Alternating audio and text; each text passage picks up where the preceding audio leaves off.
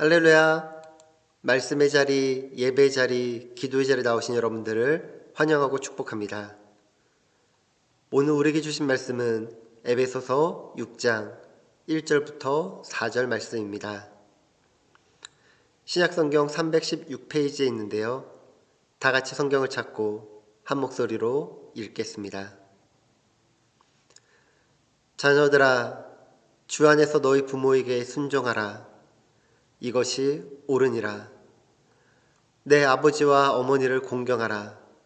이것은 약속이 있는 첫 계명이니 이로써 내가 잘되고 땅에서 장수하리라.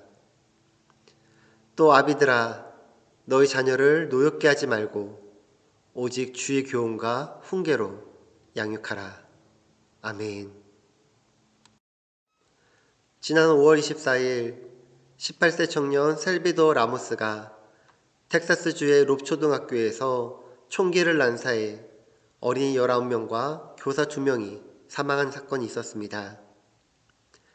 당시 총격범 라모스는 권총과 자동소총, 고용량 창창 등 중무장한 상태로 학교 안을 휘젓고 다니다가 결국 국경수비대의 총에 맞아 사망했습니다. 비록 총격범은 사망하였지만 이번 총기 사건은 학생뿐만 아니라 교사와 학부모 일상에도 큰 영향을 미치고 있습니다.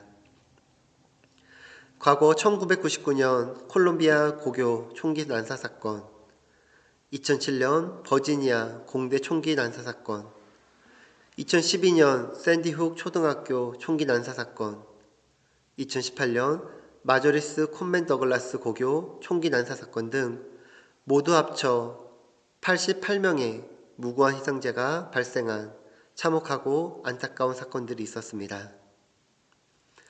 미국 내 학교 총기 사건이 있을 때마다 학교의 안전조치를 강화하는 것을 보게 됩니다. 저도 며칠 전부터 인이 초등학교에 경찰차가 배치되어 있는 모습을 보게 되었습니다.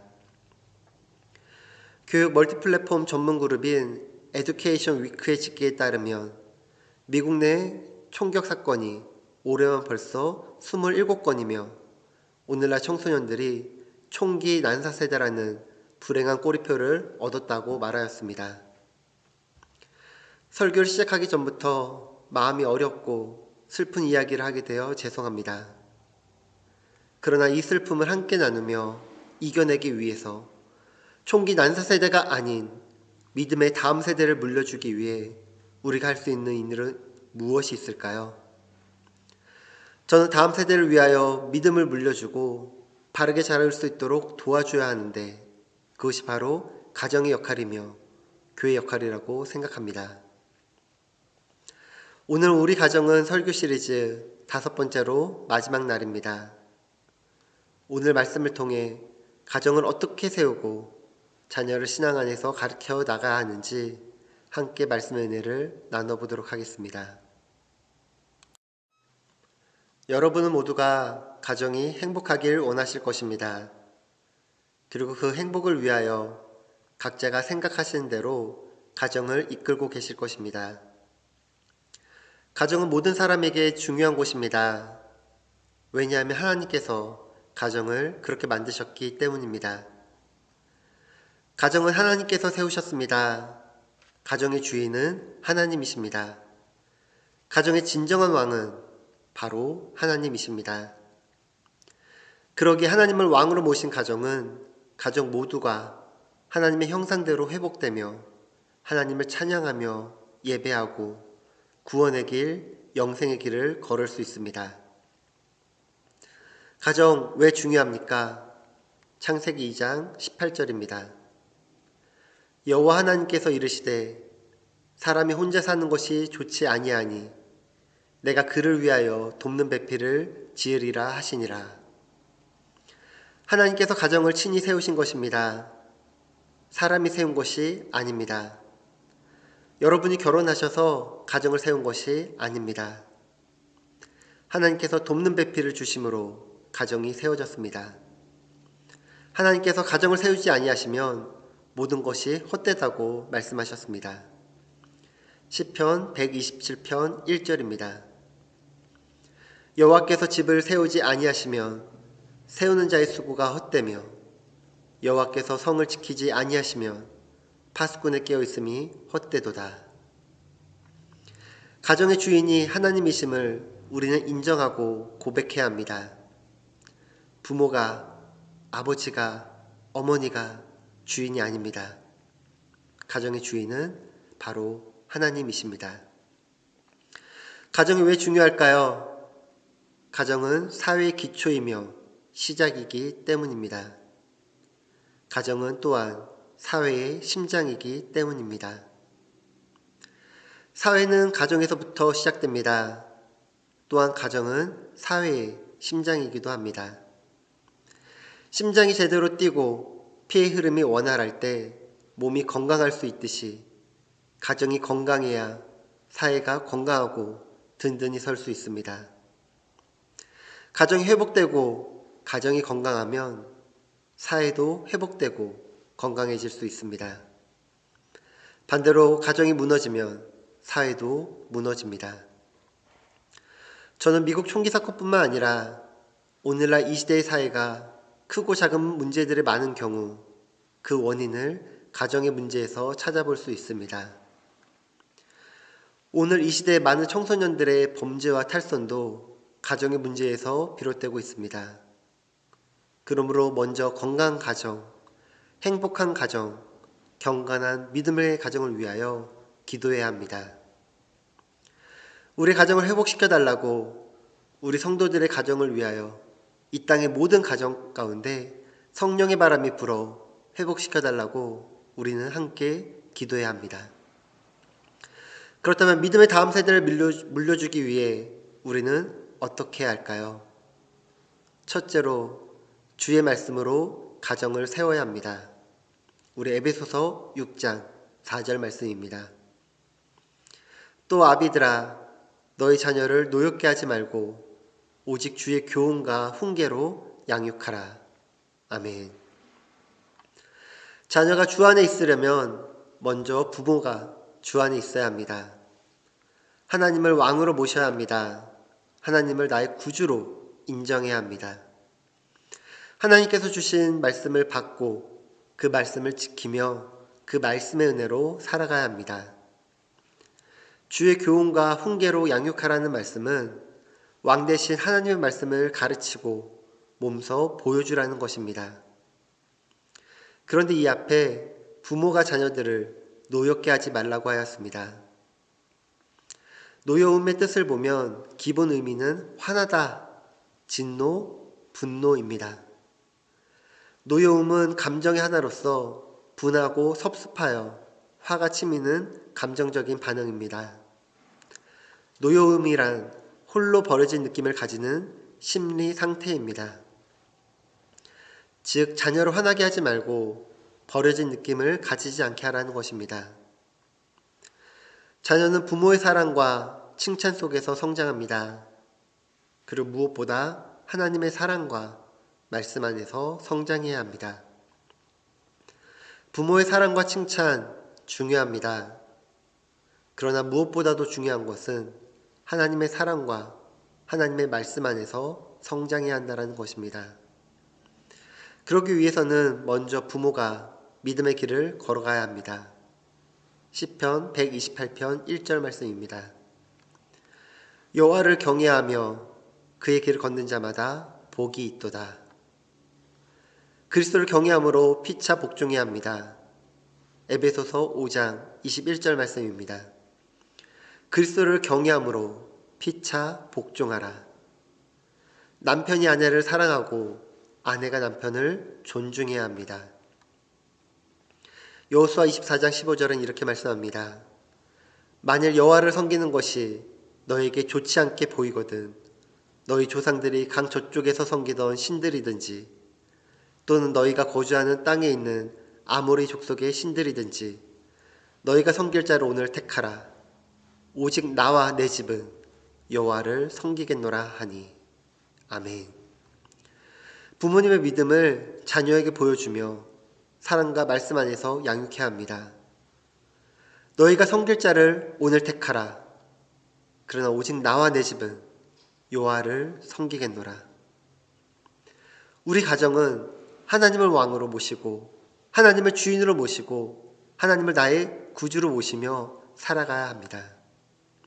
내 생각, 내가 원하는 방향, 내 욕심대로 자녀를 대하는 것이 아니라 먼저 부모가 하나님이 주신 말씀의 은혜 안에 거하며 그 말씀을 따르며 살아가야 함을 명심하시기 바랍니다. 그리고 자녀를 주님의 말씀으로 키우고 주님의 말씀으로 훈계하여야 합니다. 주의 말씀으로 가정을 세울 때 다음 세대에게 믿음을 온전히 물려줄 수 있습니다. 믿음의 다음 세대를 물려주기 위해서는 두 번째로 내가 먼저 순종함으로 가정을 세워야 합니다. 오늘 본문 6장 1절 말씀입니다.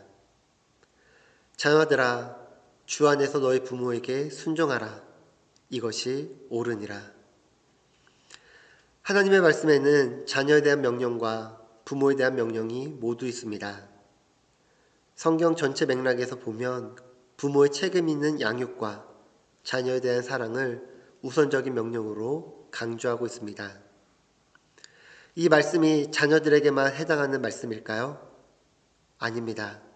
현재 우리에게, 나 자신에게 주신 말씀임을 기억해야 합니다. 우리는 이 말씀을 볼 때 흔히 자녀들에게만 부모에게 순종하라고 말합니다. 그런데 바로 나 자신도 자녀라는 것입니다. 나도 순종해야 할 부모님이 있습니다. 그리고 무엇보다도 하나님 앞에 순종해야 합니다. 그런데 우리는 너무나 쉽게 우리 자녀들에게만 순종하라고 가르칩니다. 부모가 먼저 십자가의 복음으로 구원받고 부모가 먼저 복음 안에서 굳게 세워지지 않으면 그 부모를 통해 자라가는 자녀는 복음 안에 거하는 것이 어렵습니다. 내가 먼저 순종함으로 하나님의 사랑을, 하나님의 말씀을 전하고 나타내야 합니다. 그럴 때 우리에게 주신 약속의 계명이 있습니다. 오늘 에베소서 6장 2절과 3절입니다. 내 아버지와 어머니를 공경하라. 이것은 약속이 있는 첫 계명이니 이로써 내가 잘되고 땅에서 장수하리라. 아멘. 나이가 들어도 자식이 아닌 사람은 한 사람도 없습니다. 먼저 부모가 되기 전 부모에게 순종하는 것은 잘되고 장수하는 축복이라고 성경은 말씀합니다. 출애굽기 20장 12절 말씀입니다. 내 부모를 공경하라. 그리하면 너희 하나님 나 여호와가 내게 준 땅에서 내 생명이 길리라. 부모를 공경하는 것이 이 땅에서 장수하는 길이라고 말씀하고 있습니다. 신명기 5장 16절에는 더 자세히 기록되어 있습니다. 너는 내 하나님 여호와께서 명령한 대로 내 부모를 공경하라. 그리하면 내 하나님 여호와가 내게 준 땅에서 내 생명이 길고 복을 누리리라. 아멘. 부모를 공경하는 것이 장수할 뿐만 아니라 복을 누리는 것이라고 말씀하고 있습니다. 행복의 비결이라는 것입니다. 공경이란 말은 우리말로 사전에 공손히 받들어 모심이라고 뜻풀이해 놓았습니다. 여기서 공경이란 카베드라는 단어는 존경하다, 영광되게 하다, 기쁨이 되게 하라는 뜻을 가지고 있습니다. 잠언 3장 9절에서는 내 재물과 내 소산의 처음 익은 열매로 여호와를 공경하라 말씀하시는데 하나님을 공경하는 그 공경과 같은 말입니다.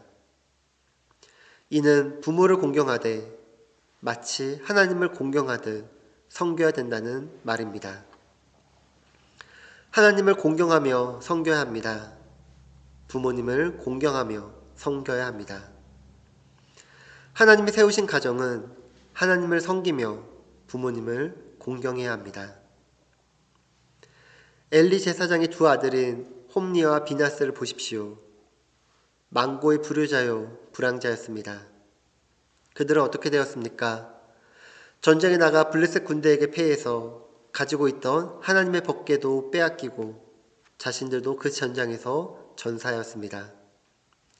그 소식을 듣고 놀라 뒤로 나자빠진 아버지 엘리 제사장도 죽었습니다. 그 가문은 거기서 끝났습니다. 대가 끊기게 되었습니다. 다윗의 셋째 아들인 압살롬을 보십시오.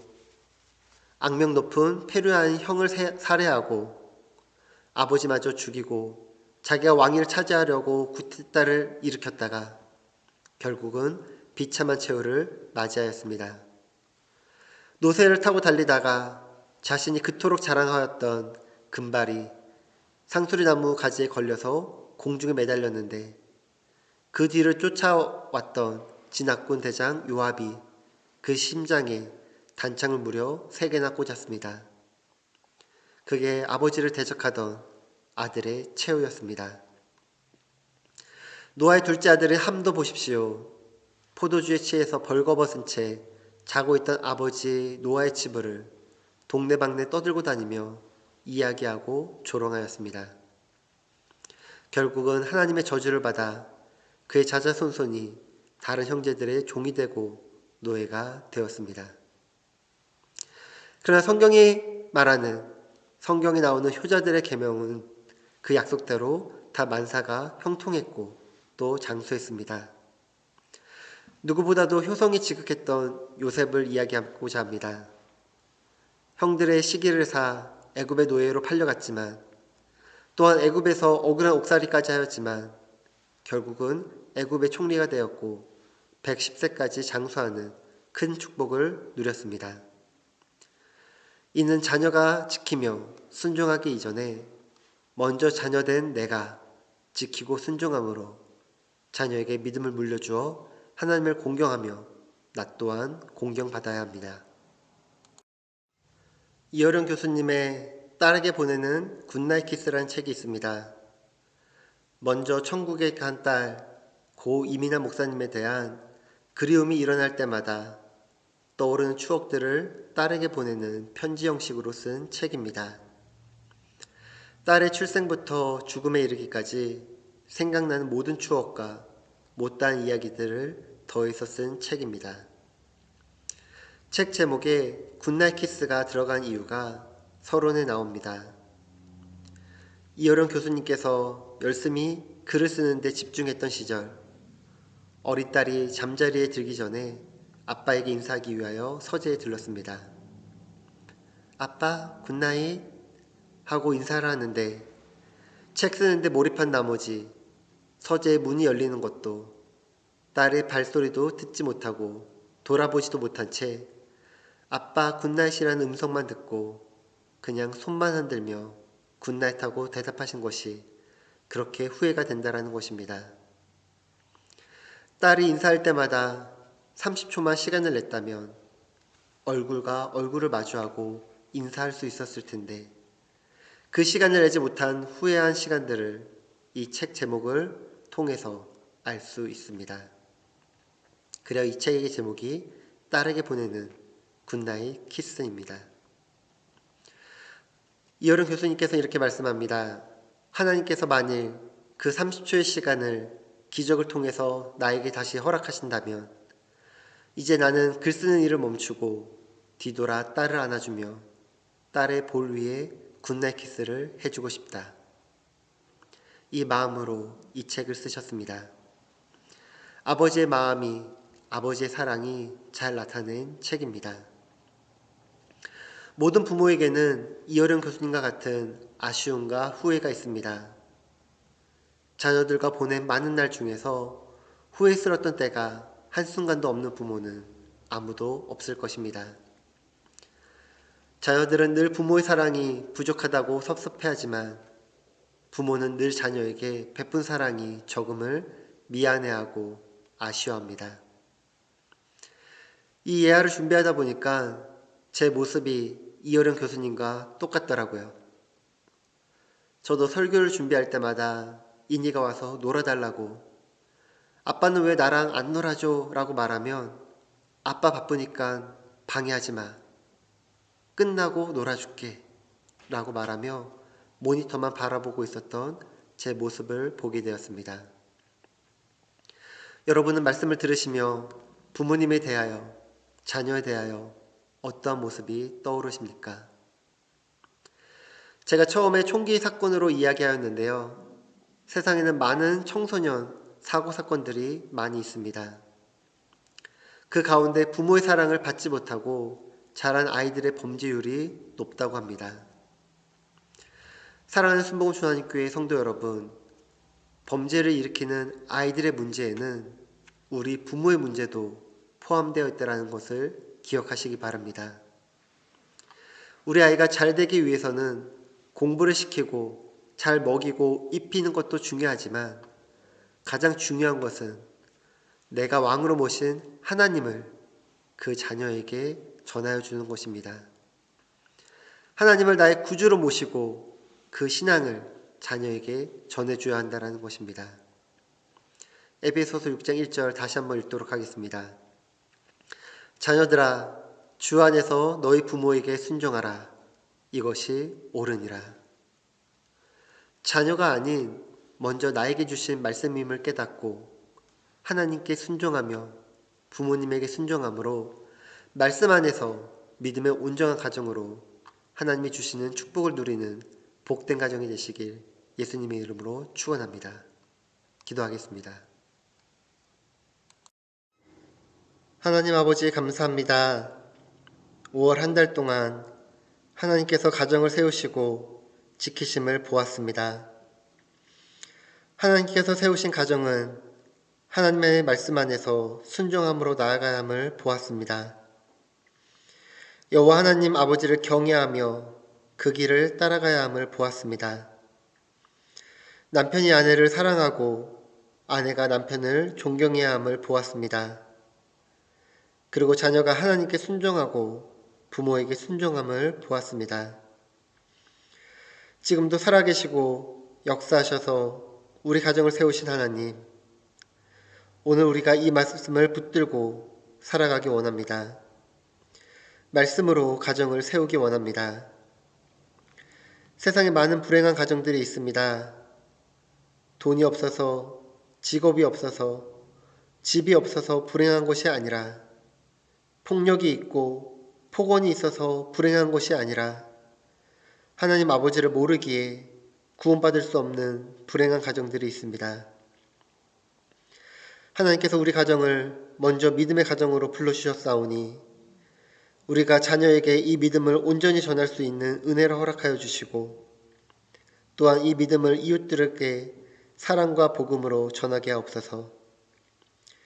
세상에 무너지는 가정들을 붙드시고 회복시켜 주시사 하나님의 사랑과 말씀 안에서 온전케 하옵소서.